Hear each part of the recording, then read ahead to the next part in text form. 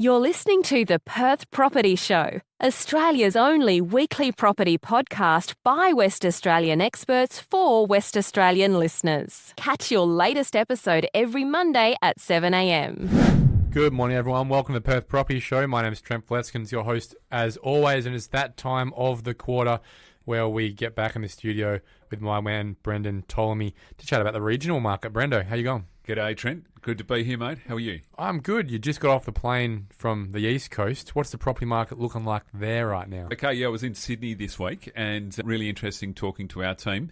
The upper end of that market, as in the, I suppose we could say luxury end, but that is still very active. Still a real struggle in terms of buying something at what we would consider in Perth a reasonable price. And I think the indicator that we use is that the median house price, according to a couple of indicators, is heading towards $2 million in Sydney. That's for the house, isn't it? Not the home. Yeah, that's a house on a single residential block. But I am still shocked each time I have a look at a sale that it's $5 million and what you get for that. Clearly, what do you get? Give us an example. So you get, it seems to me you get a character type house on a single residential block that's anywhere upwards of about 500 square metres of land. And depending on which suburb that block will be, relatively large to relatively small by average standards. And you're within a 30-minute drive of the CBD of Sydney, and you could be east side or west side in terms of location. Yeah. Okay, so we're talking about Bassendean. Is that a good example? Character house, 30 minutes from the city, or even further, yeah. Guildford? Yeah, no, I think that's not a bad perception. For $5 million. Yeah, and then what we were reflecting on in our office with this conversation is, so if you're paying, say, because there's some valuation records being hit in places like Winthrop and Willetton at the minute south of the river, and we were just wondering out loud in our office is if they're $2 million now, is that the type of thing that reflects the comparison to Sydney? If you go Northern Beaches in Sydney, you'll spend $5 million in those suburbs up there pretty quickly as well. And so is that a reflection of $2 million in Winthrop, Willetton, south of the river here, and then if you go north of the river, you're hitting those numbers in Duncraig, that type of location now. Yeah. So is it nearly impossible for us as Western Australians, and I know we're on a regional chat here, but I want to talk to you given you just got off the plane about it, this to fathom Bayswater is $5 million rather than $1 and a bit mil? I personally struggle to fathom that level of asset wealth and how that would disproportionately warp the way people view their own personal wealth and their friends' personal wealth and things like that, simply because they grew up in Bayswater and now their house is $5 million. Yep. This is a really interesting discussion to have, probably needs a psychologist, and needs to really delve into the minds of the people in Sydney that this has happened to, because it has become a standard. If you bought something along the beaches in Sydney for $2 million 5+ years ago, it's easily worth anywhere between 5 and 10, depending on the quality of the asset and what you bought. And so that's quite mind-blowing in terms of as you're alluding to, the wealth creation. As long as you manage the equity you've created there along the way, it creates a lot of possibilities. And so then you get back to the Perth question. Can we see that horizon? We're so used to a boom and then a correction in our marketplace, and it's so recent that we had a correction. It's still really difficult for us as valuation professionals to get our heads around that concept. But all the metrics are there. The metrics say that's what will happen in the future. Yeah, in particular in good locations close to city centres.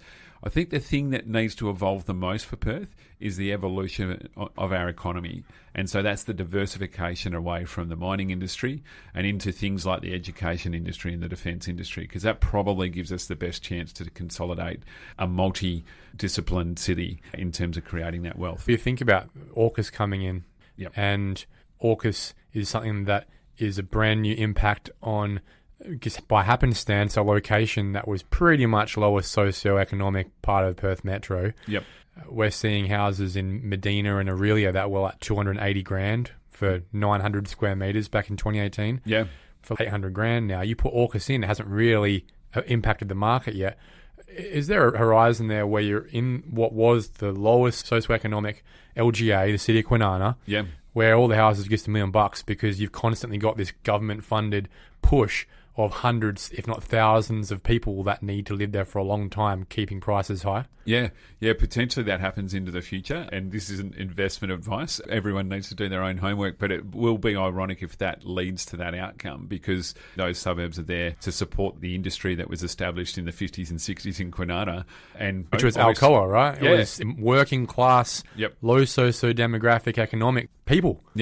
Yep, and they created housing for the workers to live in down the road from where they'd be working. Yeah, and again, that's what we're facing with AUKUS into the future here. Yeah, when you say reasonable prices in Perth, it's just hard to fathom reasonable. We're talking about the equivalent of East Wanneroo or Ellenbrook or Baldivis, where the price of a new property is between $1.5 and $2 million. Yeah. And so we're at the 750 to 850 space right now. And so it does continually remind us, if you ever go over to Sydney, to have a look at the real estate agent windows, that we are still in a lucky place in terms of affordability relative to our brothers and sisters across the Nullarbor in Sydney who have grown up with a very similar upbringing to us, but actually are dealing with a very different reality right now. It's happened to them. It wasn't something they created in terms of really smart investment choices. People just lived somewhere, and now their house is worth $5 to $10 million.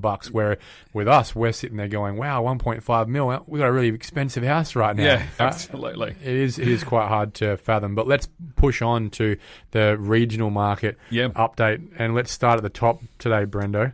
Yeah. Look, that's Karratha, and the feedback from Mel, our valuer in Karratha, is, to quote Mel, it's going off. And the judgment on that is that there's a 1% vacancy rate happening in town up there at the moment. There's very little supply in terms of purchase activity. It's jumped about 10% in the last 4 months or so, and that activity is investors coming through into the market to clean out some of the product. Why, though? Because I would have thought that the narrative has been over the last 6 months, hey, Samandu's coming in, we're a bit nervous about the fact we don't understand how the iron ore price is still around $100. It seems like the last time you'd be buying into it right now. Sure, if you're ready in, keep enjoying the rent. But you and I have sat here and looked at each other going, there's not really a lot of signals to suggest it's a great time to get into Karratha. So why is it happening right now? Yeah, I think those those rents are really solid in terms of that vacancy rate. There's no chance of your rent going down. And then I think there's a real push out there in the marketplace, whether you live in WA or elsewhere in Australia, that people are really chasing yield at this point in the market. Is that because of cost of living? Like they're trying to offset cash flow maybe? Yeah, potentially. And I think it's also the downward cycle in interest rates. So everyone's looking forward to the interest rate cycle decreasing, and they're looking at what that return they get for their cash in the bank, and they're going, I'm going to go look elsewhere and take the initiative and go and sort out my own return problem.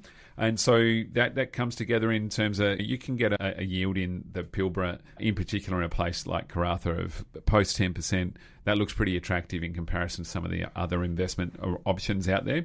Capital values have still been relatively stable in terms of them not jumping by 60-odd% like they did really quickly in the past. Why, though? If you're saying we've got a 1% vacancy rate and it's super hot out there, why aren't we seeing it get back to prices that it was? And to be frank, like 10 years ago, we still haven't reached those Karratha prices, even though there has been a long run. Yeah, and so I think that's probably what I mean by that. The step jumps haven't been crazy. I know I just said it's gone up 10% in 4 months, but that's what we were seeing every 4 months in that Karratha marketplace back when it was going really strongly. So I think the fact that it hasn't jumped up as quickly and it hasn't been as out of control has meant that buyers are slightly more comfortable. But as we're suggesting there, and as Mel's suggesting on the ground, that maybe we're in that phase now where it's just jumping a bit too quickly for investors to come and jump into that market. Yeah, it surprises me. I didn't expect you to say that Karratha was red hot coming out of this. I thought we'd be talking about really having a watch on that city, we can call it now,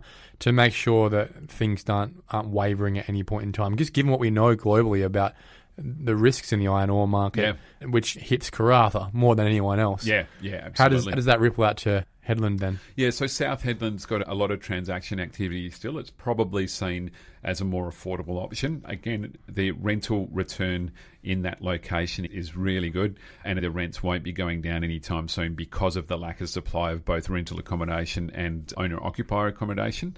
It's just not going up in value as quickly as Karratha. Is that an affordability factor? Yeah, and a quality of product. So there's some pretty disparate kind of everything from some very interestingly designed apartments in Port Hedland, really old timber frame accommodation, through to more modern accommodation, and some pretty interesting street design as well. So yeah, it makes for a different type of marketplace, very different to Port Hedland up the road, which is holding its values and is relatively steady at this point in time. And that's a very simple demand and supply situation in the Port Hedland location. Is it the sort of place that is a buy, or it's not a buy? It's just, again, if you're there, enjoy the fruits and keep an eye on it. It's definitely a hold in terms of enjoying the rental return that you would already have. If you bought in a number of years ago, you'd be enjoying a very decent return. And look, again, each for their own in terms of investment into those marketplaces. They are more risky than most of the other locations, even across the whole of Australia, let alone Western Australia. Yeah. So you'd rather be in Karratha than Hedland right now? I would expect from a long-term point of view, as well as the quality of product that you're going to buy. Yeah.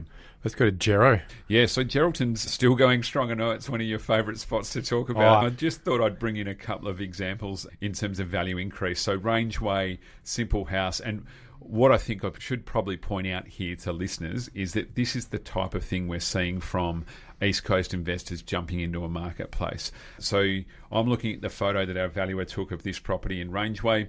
It's a really simple 3-bedroom, 1-bathroom house, 107 square metres of living area on 743 square metres of land.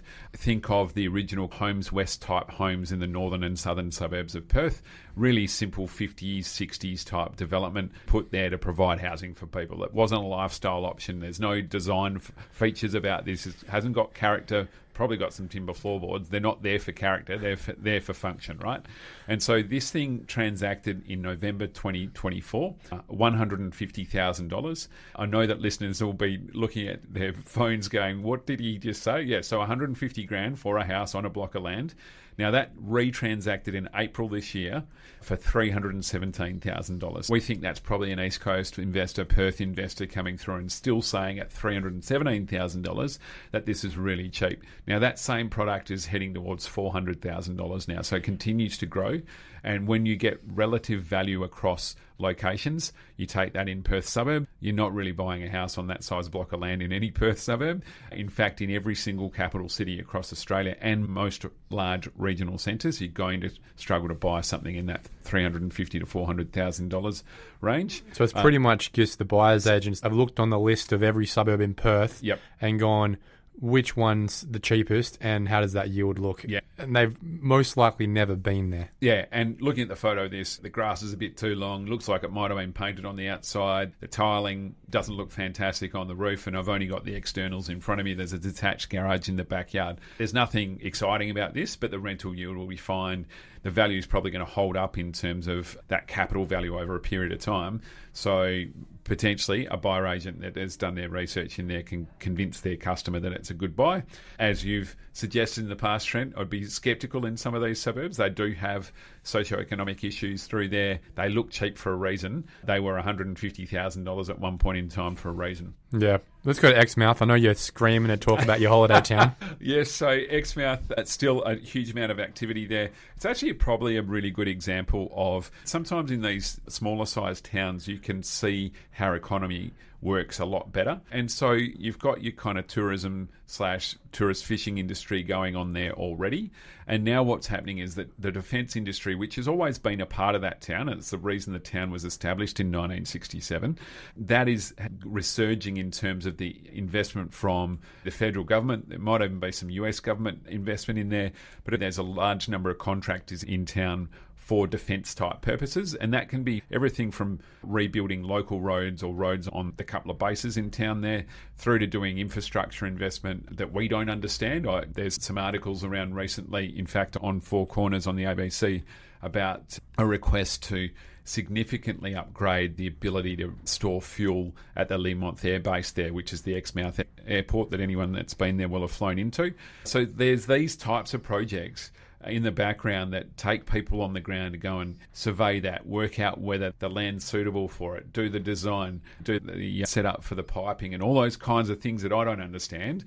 brings people to town, and guess what? They're there for more than one day. They might be there for a month, 2 months, a whole year to do those projects, and therefore they need somewhere to live, and there's not enough accommodation in town, hence why the prices go up. Which of these 4 towns would you rather own property in Well, right that's really interesting. I think from an optionality point of view, there's no tourism market in the first few that we mentioned there. Gero has a little bit of it. Obviously, Karratha and Port Hedland really predominantly don't.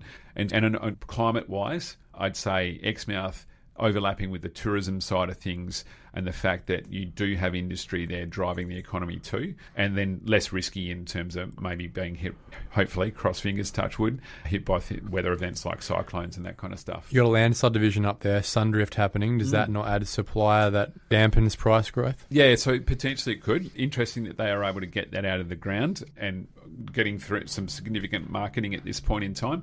I think what we're seeing is that supply has consistently been brought to that marketplace over the last 3 or 4 years anyway, in terms of the remnant land that was within the marina and even some in the town centre, and the location has soaked it up. I can't remember the exact stat off the top of my head, but at one point in time the government needed 20 or 30 houses in town, so there's a lot of accommodation to be made up or supply to be brought to town before that gets oversupplied. Yeah. Got you. Let's go to Cal. Yeah, so Kalgoorlie is really interesting at this point in time. About a month or probably 2 months ago, it experienced a bit of a slowdown in terms of just a little touch on the brake pedal to see what was going on around the place. And just talking to our valuers that are out there weekly, that's come off again. The accelerator's down. There's a lot of activity, a lot of confidence around town. Clearly, the gold price is a significant factor in this in terms of bringing confidence to a marketplace like that. Do you reckon there's some of the 5% scheme as well impacting local people getting in? Yeah, so the interesting couple of things going on in there that are live at this point in time is Northern Star Resources have got a 800-bed mining camp approved. They've still got to build it. It's going to cost them $65 million to build that. So an approval doesn't mean that the supply's injected into town straight away. But that sounds cheap. Is that just the beds are like on stretcher beds or something? Yeah, they might be modular homes or something like that, but it is a workers' accommodation camp. The other thing we think that might be happening there is just the wages in Kalgoorlie, given the fact that there's more margin in gold mining now than there probably ever has been. Some of the wages might be catching up to what the wages have been in the Pilbara in the past, and that means that people are more prepared to spend their own cash in town. It's more likely that a miner might live in Kalgoorlie traditionally than the northwest, and so there's a few different markets going on there. So investors, owner-occupiers, and industry buying and maintaining accommodation for its workers in town as well. Yep. Is it a buy? Oh, look, I think it's still relatively well priced. Again, Cal's got some very interesting accommodation in terms of the quality side of things. Very old accommodation. Yeah, because it's such an old city. And you can get everything from a timber-framed single hallway dwelling that's built on the clay or the sand that's with minimal stumps and that kind of stuff, and it's on a lean, still transacts and still able to be occupied through to obviously brand new housing. So you just need to be careful of what you're buying into. Yeah. Okay. Let's move straight down to Albany if we can. Yeah, so Albany's still really strong, underpinned by a massive lack of supply still. We've talked about their concept there before. And actually, this relates back to the start of our conversation. So the whole situation with Sydney, where there's only a certain amount of land that you can release within the Sydney metropolitan area. Just because of the topography. Exactly, because of harbours and rivers and mountains. It's not dissimilar in Albany. Big harbour, only so much land that's flat around that location that can be developed over a period of time. And so they are going to continue with their supply issue for a period of time. There are a couple of areas, McHale and Lang, in Albany that have development, both with Development WA as well as some private development going on there. So there's some supply coming through, but it seems to be getting soaked up. To the point where I'm now starting to see conversations around Mount Barker getting a look in. Are you seeing that as well? Absolutely. So what's that about? All I know about Mount Barker is they have chickens. And a great pie shop. So the bakery is really Are they chicken pies? I'm sure that you can get chicken in the pie. I'm not sure how far they've walked to get there. But yeah, so we have heard a number of cases in doing valuations in both locations where the purchasers in Mount Barker are saying, I can't afford to be in Albany anymore and I'd prefer to be an owner-occupier. Mount Barker still looks cheap to me, so I'll go up the road. I can't remember. I think think it's about 70 k's, 50 k's up the road between Albany and Mount Barker. A couple of good pubs in town in Mount Barker. Shorter drive out to the Barongarups from there, or the Stirling Ranges. So, yeah, pretty interesting concept. That concerns me a little bit, because that means that spill off of a regional area, that spill off of another regional area, which is spill off of Perth. Like, it's that many degrees down. Yep. I look at Mount Barker and think, there's an opportunity there to maybe be a developer down there, but I also think that's the first thing going if the rest of the regional market starts to soften at some point in time. Yeah, and people would retract to those other locations. Yeah. So good suburbs in Albany and back to, say, Denmark. The other factor down there I think that is really strong is the relocation to regional areas, working from home, people taking that opportunity to go, I can now have fantastic internet speed through satellite in these locations, and I can work from home for the whole week at a time, or maybe 3 or 4 days out of each week, and commute between the other locations they need to be in. Yeah. Honestly, I think the biggest factor that is impacting the southwestern market has been the onset of Airbnb. Yep. I think if Airbnb didn't exist, there will be thousands, tens of thousands of more rentals in the southwest available, which would solve all of this down there. Yeah. I still, to this day, can't reconcile with the idea that there are tens of thousands of people moving to the southwest and the Greater Southern area, and therefore soaking up all that supply. I think it's people just taking the supply off the market for Airbnb because it's so lucrative. Yeah, and they get such a great rental return. It's like a fake demand. Yeah, and if they've owned that property for a period of time, i.e. their debt's low on it, then the return gets even better. Because remember, the rental market is the primary market. It is the lowest common denominator level. That's where you have shelter, right? So if you can't afford to own, you at the very least are renting. But if all the rental has been soaked up by this sub-market that didn't exist 15 years ago, and you can't even own anyway, then the whole market falls apart. And I think Albany is the best example of the extremes of what was a dead market for 60 years. And then in the space of the last few years, after COVID, everyone went down there for a holiday, realised it's bloody awesome, beautiful place to be, and then Airbnb has just gone massive on that. That's what I actually think is going on. Yeah, there's one more factor there, and that would be retiring farmers coming to town. So they would be buying up property because they've done okay on their principal assets or business. We know farmland has gone through the roof in the last few years. Yeah, and so that succession planning through there, where they might already own one house in Albany and they go, hang on, we better buy some more for the future, might even be in the short term. The other factor in terms of that short-term accommodation in that marketplace is that there was not really any investment in new hotel-type accommodation for a very long period of time. So clearly they've got the new hotel down on the waterfront. I've stayed there. It's magnificent. The views are fantastic. The Hilton. Yes, the Hilton. But beyond that, there's not really a huge amount of other accommodation that has been built to that kind of luxury type level. And so therefore you get to the stage where people go, oh, there's a really nice Airbnb that I can get for this price versus staying in one of the older motels. Whilst we have Sydney on the top of our head, how do the prices of places like Albany and the southwest compare to the regional spaces in New South Wales? First thing that comes to mind is like a Byron Bay.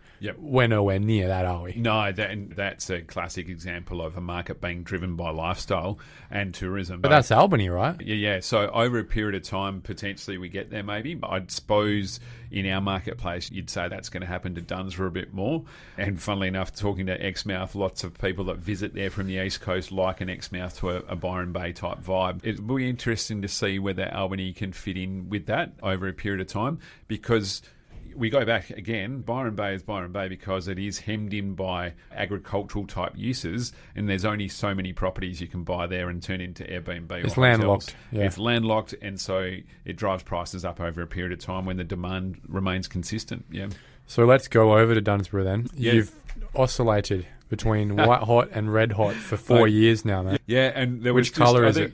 Everyone can go back and find the pod where I was not that confident, which is probably, I don't know, a year or 18 months ago. But look, it's still very strong in that marketplace, still very much driven by lifestyle opportunity, still very much driven by the lack of supply of product that people want to buy into certain segments. So you can go right across getting in price, what can I get down there for, say, sub $1 million? There's a few old two-bedroom type unit designs from the 70s and the 80s that might be somewhere between 500 and $1 million walking distance to Dunsborough, right through to lifestyle properties on the hills around town. They're all sitting up around $3 million now to buy something with a half-decent block of land and a half-decent house on there. And then up and down the beaches, a block of land now will cost you about $1.5 million underlying land value for a half-decent block of land within walking distance to the Dunsborough town centre. That's another one where I think it suffers from the same issues as Byron Bay, which is probably makes your comment very accurate in that there really isn't a lot of developable land left in Dunsborough that isn't owned by the one family that has like a quarter of Dunsborough's urban land left, who are also own Eagle Bay Brewing Company. Yes. Like the amount of land they own that's left, it's pretty much all of them. Right? So if they want to release some land, there's some supply. Otherwise, there's nothing left in Dunsborough really, with Dunsborough Lake pretty much being done. Back end of Dunsborough Lakes looks really full. So for those that don't know it or do know it, they're out the back there towards Simo's Ice Cream, you'll be able to see all of those houses being finished. There's no more land left to sell there. Yeah, and we've only just seen one low-density apartment building come up. Yep. Beautiful. Yeah. But there's not anything else on the horizon down there, is there? Yeah, Steve Palmer's put forward a residential medium-rise apartment complex on his winery. Palmer's on the way into town there before the first major roundabout, but I would expect that it would be very difficult to make that feasible, as in get it out of the ground and actually get it built, just because of the cost of construction. It almost doesn't matter what you ask for the apartments. It's just going to be a very difficult project to manage. And again, that will be the same through Dunsborough Town Centre when they try and add some density through there as well. Which they should. But yeah, again, even if they tried, the money side doesn't really work. How about Busso? Yeah, Busselton is still really strong. Actually, I've got a sale example for you just to give listeners an idea of where this moved from maybe a subdued market in August 2021. We're talking about a house that's 3 bedrooms, 1 bathroom, 104 square metres of living area, 1-car garage on a 700 square metre block of land, more modern than the one that we referred to in Geraldton. This is a double brick design with a tile roof. Transacted in August 2021 at $300,000. In May this year, that transacted for $760,000. That will now look cheap. If you go and look at that in September, October, November now, we're heading towards $1 million for that type of product. In the suburb of Busselton itself, on the southern side of town there, pretty standard product through there, very much an owner-occupier for that location in history, potentially now being bought by people that are desperate for a holiday home in that area. Is it the airport, the new highway, is the confluence of those two things that have impacted Busselton in a way to make it more accessible? Because the rest of it's pretty nice. Yeah, so I think it's also the evolution of that lifestyle or that livability. If you had one of those fancy livability indexes, things like restaurants, cafes, pubs in the location have all stepped up their game. Speaking of Hiltons, there's a brand new one of those down on the beach there. I've seen some photos of the function room there. They've been smart enough to put it on the roof of the building. You're looking out all over the bay. Same with some of the other new breweries in town, that kind of facility. Even the shopping centre in terms of it being renovated and having places to eat and grab coffee. So I think that evolves in terms of the city maturing. Then that connects with the other things. So accessibility is easy now, whether you're coming on a plane or driving down.